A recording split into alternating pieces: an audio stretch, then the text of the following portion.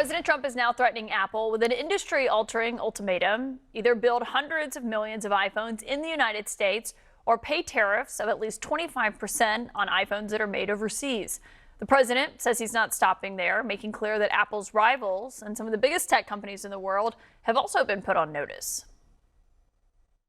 It would be more. It would be also Samsung and anybody that makes that product. Otherwise, it wouldn't be fair. So anybody that makes that product, and that'll start on, I guess, the end of June. It'll come out. I think we have that appropriately done by the end of June. So if they make that product. Now, again, when they build their plant here, there's no tariff. So they're going to be building plants here.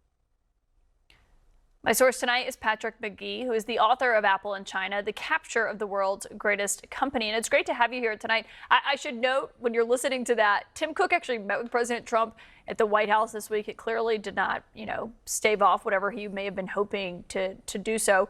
Is shifting iPhone production to the United States even possible at this point? Well, it really isn't, but the pressure that Tim Cook is under is really that he might have to do some semblance of answering that question. So you might have some assembly here. But the bind that Trump is putting on Tim Cook is really extraordinary. Remember, Apple doesn't actually manufacture anything themselves. So it's not even a matter of Tim Cook answering Trump. He would have to convince Foxconn or Luxshare or any number of companies to actually set up a supply chain. And Trump's tweet is interesting that he doesn't just ask for assembly. He is at least savvy enough to understand that just moving assembly wouldn't be enough. That's not the jobs we'd want. We want the higher value added. We want the real de-risking from China. But if you're talking about building the depth and breadth of the supply chain in America, you're talking about hundreds of factories. This is the iPhone, after all. It's a really complex device with 1,000 parts inside. So if you're an American and you're listening to that and you say, okay, well, why shouldn't it be all completely made in the United States? What would you say to that? Well, how much more do you want to pay for your iPhone, for starters? But you have to remember that they build 230 million iPhones a year, and this is a really complex product that gets redesigned every year. So it's not like you set up a production line for a car and build the same thing for the next 6 or 7 years. The iPhone has new components, new battery, new cameras every single year. That makes automation really difficult. That makes the whole process really complex. And we just don't have 18 different things. We don't have the density of the population. We don't have the flexibility of the population. We don't have, 3-kilometer square towns that have 500,000 people inside, which is the sort of thing that you get at Foxconn. The U.S. is just not a competitor to so many different things. So I'm really in favor of friendshoring, right? Doing this in Mexico, doing this in India, because doing this in Pittsburgh is ludicrous. So what does Tim Cook do next year? Do you think he comes out with some kind of announcement in order to essentially try to not let this happen? Let's remember what he did last time, which is he really ran the clock out on Trump's presidency. So in 2017, I believe it was, Trump announced that Tim Cook had promised to build 3 big, beautiful factories in America. That never came to be. And I think it's going to be difficult for Tim Cook to sort of make the same claim, because Trump's sort of onto him now, that this is someone who talks out the side of his mouth and doesn't actually sort of fulfill the promise. And he's probably wise to the idea that the $500 billion commitment that Apple made in February it doesn't really meet the eye, as it were. That's a lot of money. And the press release saying that it'll build 20,000 jobs doesn't really make any sense. And if it was true, you would have dozens of factories already being put up right now. And some people, when I say that, they say, oh, well, it's only been a few months. No, because that's the second big announcement. In Trump 1.0, Apple announced a $430 billion investment in America. So if those were real numbers, really about reshoring American jobs, you would have seen so much more over the past decade, really, and you really have seen none of it. Patrick McGee, thank you for joining tonight.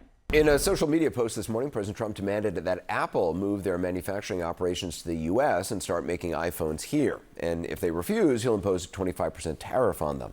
The president was asked about it today in the Oval Office and indicated that other phone manufacturers would also be subject to the tariffs.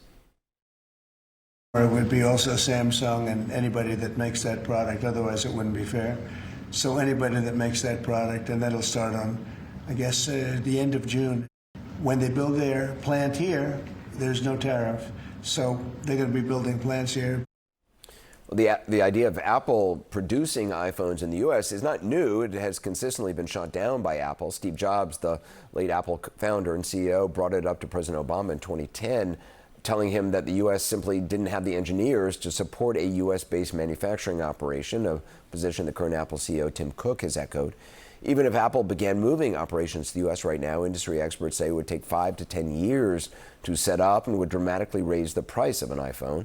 Joining now with more on the story is senior data analyst Harry Enton. So how many Americans own iPhones? You know, let me tell you, when I think of the iPhone, I think of my girlfriend. Why is that? Because every single time I look over to my left, she's on her frickin' iPhone, okay? And it turns out she's not alone, right? I like anecdata. What percentage of Americans are on their phone, their smartphone, at least 2 hours a day? What are we talking about here? We're talking about the vast majority. Look at that. 75% of Americans are on their smartphones at least 2 hours a day. How about 6 hours a day? I think that's more where my girlfriend is. 23%. We're talking about a quarter of Americans. This is reaching everybody. Now, of course, we're not just talking about crummy phones like the one that I have here. We're talking about iPhones. Do you actually use this? I actually use it. Here, you can play with it. Do they make these anymore? They do make those over. Oh, they still make them. Okay. I got it from, we'll just say I got it from an interesting place. Anyway, we're talking about iPhones, right? What number of Americans have iPhones? That's what I asked you. Yes, that is what you asked me. Yeah. If you look at this, look at the number of Americans who have iPhones at this point. Look at this. In 2004, before the iPhone was created, it was 0.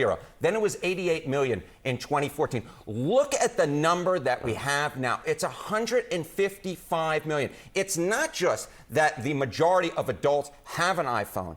It's that the number of Americans that has the iPhone continues to grow, and it's even more popular among teenagers than it is among adults at large. And if it was manufactured in the U.S., how much would the price go up? Yeah, okay. So that's, I think, the big question is, okay, let's bring this, and we're going to bring, let's say we enter a magical universe where Donald Trump gets his way and the iPhone, in fact, would be produced in America.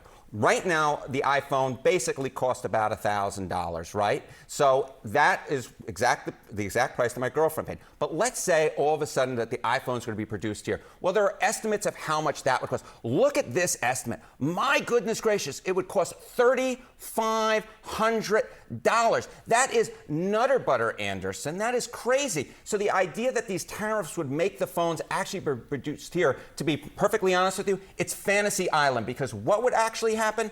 Apple would probably either A, eat the tariff costs, or B, they would pass it on to the consumer, but it would not result in what I think Donald Trump actually wants, which is the iPhone being produced here. It would simply drive up costs for the American consumer. And you know, I'll ask you one final question. You think the American consumer likes the idea of prices going up? Is that a hypothetical? It's a hypothetical. Yeah. I'm asking you a question. All right. The answer is no, of course not. So it would just drive his approval ratings down. This, to me, is one of the sillier ideas that Donald Trump has had, and he's had many silly of them about 4 months in. Harry Enton, thanks very much. Thank Appreciate you. it. We're joined now by tech journalist, CNN contributor Kara Swisher. She's the host of Pivot and On with Kara Swisher podcast. Thanks for joining us. How you doing? I was on the phone with Harry's girlfriend. Yeah. Yes. What in the heck? Yeah. She's going to be here. She's going to be here next. So what do you think it means for tech or for business in general? Yeah. The president isn't just targeting countries or industries like when he said he would, tariff firms made overseas, but he's now threatening individual companies. Well, that's what he does. I mean, he used to do it by name before in the previous administration. Now he's doing it by company. He can't muscle companies into prices like yelling at Disney or yelling at Apple or whatever. They'll make what they want to make. These are massive global corporations that have business all over the world, and they're as big as some countries. Some of these entities. Apple will do what's right for Apple. There are some questions about how much money they invested in China. Largely Tim Cook, who did all those logistics, and that's a good question to ask. But the idea of bringing these companies back here is, I think he's thinking back in the 80s when they brought the cars here, the car manufacturers, and that could happen for some stuff, but the prices will go up considerably, and so that'll be a loser for a lot of these companies. Yeah, I mean, it's not realistic for iPhones to be made completely here in the United States. I mean, maybe they would open some assembly lines or something here. I don't know if that would appease the president. Well, you don't want people making the things that he wants us to make aren't things that the United States should make anymore. We should be having the advanced research stuff, the newer stuff, maybe some chips and things like that. But we should be leaning into the future, not leaning into the past. And I think these supply lines are all set where they are. And of course they can change, like going to Vietnam or India. That's where he also doesn't want them to happen. But they're certainly not going to come back here in the way he's living in a different era of manufacturing, and it's just not the way things are made anymore. And eventually, at some point you'll be printing iPhones in the future, but not today. It also, I mean, this is why the kind of the attack against foreign students at American universities, at Harvard right now, could be at others, seems so short-sighted, because if you want stuff being done in the United States, having the best and brightest from all around the world who want to come to the U.S. because we have superior education here and stay in the U.S. and work for companies that are here, that, I mean, this is the exact opposite of what, if Trump wants businesses here, you want the best and brightest from all over coming here. Yeah, that makes no sense. Let me just list some of the executives who are important tech people. Satya Nadella of Microsoft, CEO, the head of Alphabet, Sundar Pichai. Elon Musk is from South Africa. You could go through. Sergey Brin, who started Google, is from Russia. Came from Russia. There's so many incredible people working throughout the tech industry. This is. I don't even understand what's happening here, because we have remained innovative due to our ability to bring immigrants into this country, and also people that were born here, and make them have entrepreneurial opportunities they didn't have at home. Now they'll be going back home and doing those things, or they'll be sent back home. The whole thing makes zero sense if we want innovation in the future in AI, in robotics, in advanced medical stuff. I mean, all the stuff that's going forward, we have to have a robust pipeline of talent from across the globe. Again, global companies. These are not American companies, they're global companies. You know, Tim Cook went to the inauguration, obviously, as a lot of other of the tech folks did, hoping to develop a relationship, hoping that would have an impact.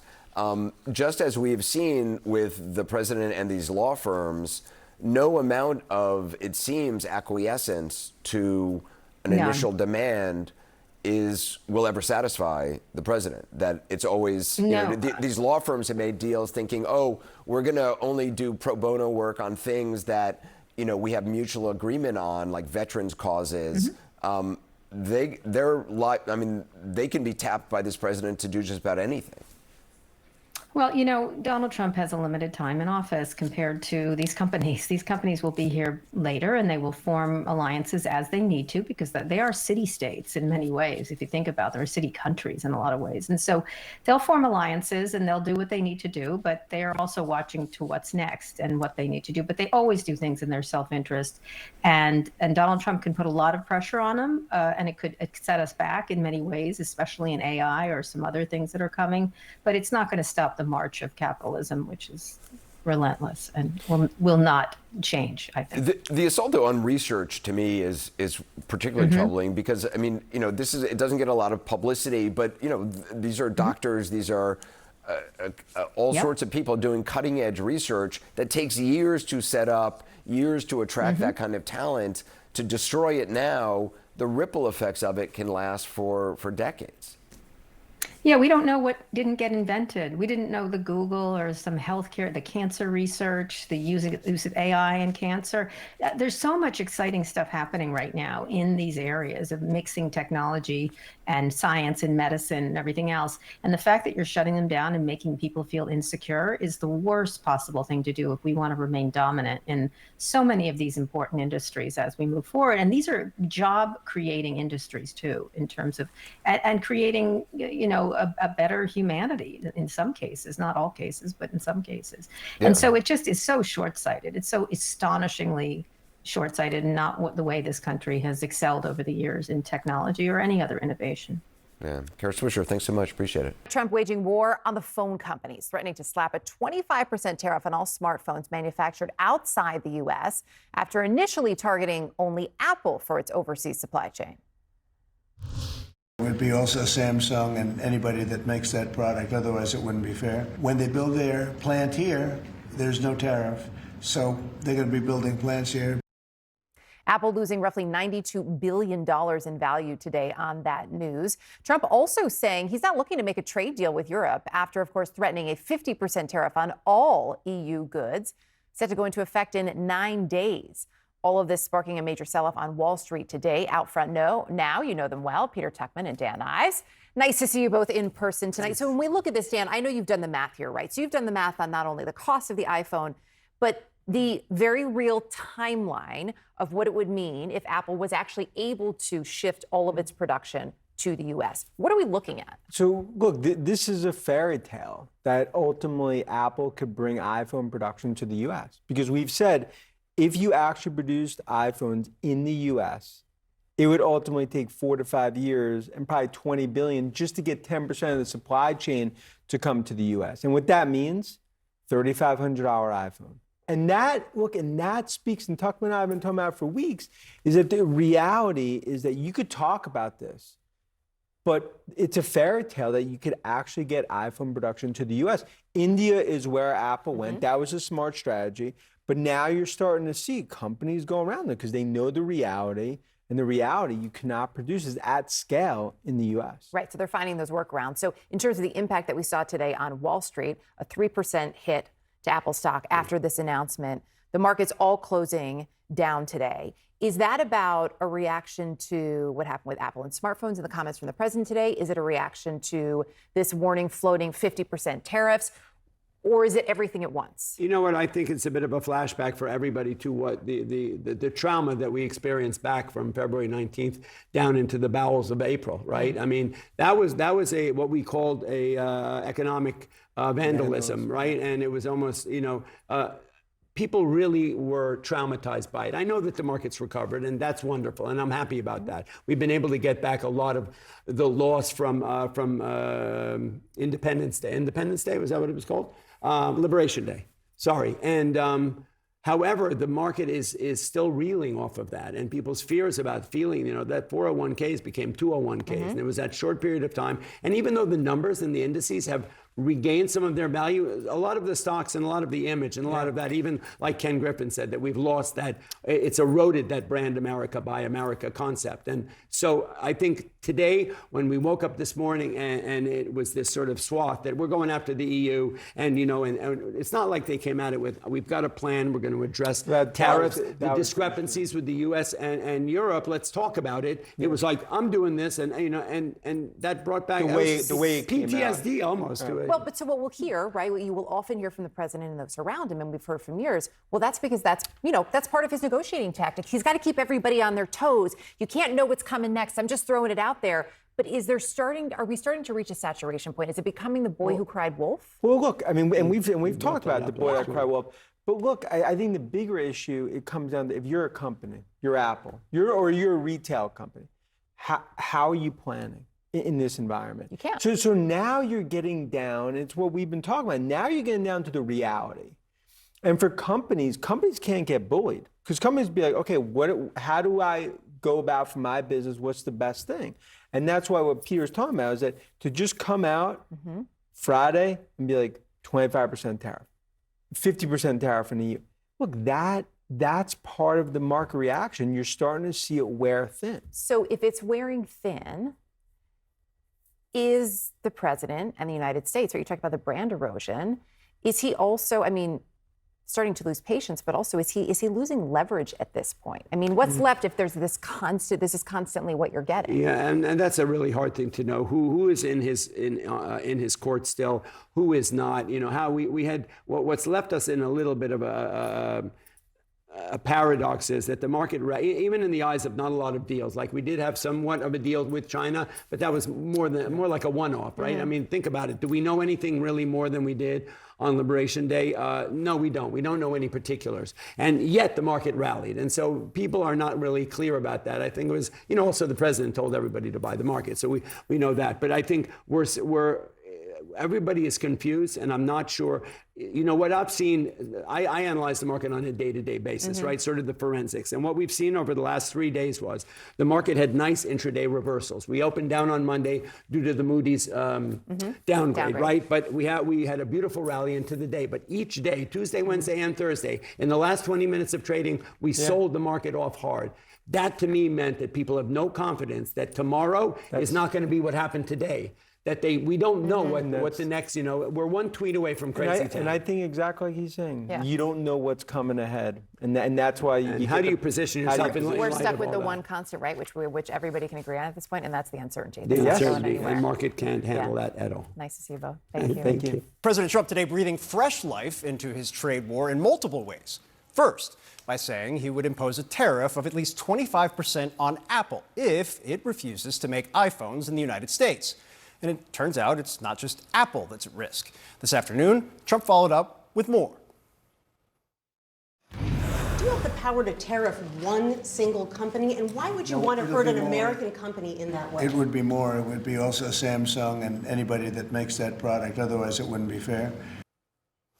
Now, of course, it's likely that a tariff of 25% could mean the costs get passed on to anyone who buys a new phone. Apple has long said it cannot manufacture phones in the United States, given the majority of skilled engineers are abroad, and they're cheaper to keep on the payroll.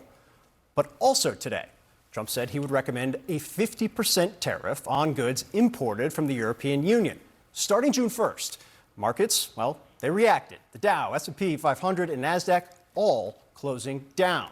I want to go straight to business editor Richard Quest, business editor at large, Richard Quest.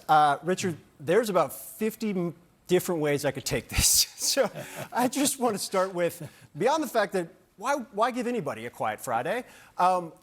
What's the mood right now when you talk to your sources in Europe, when you talk to market participants about this kind of ratcheting back up?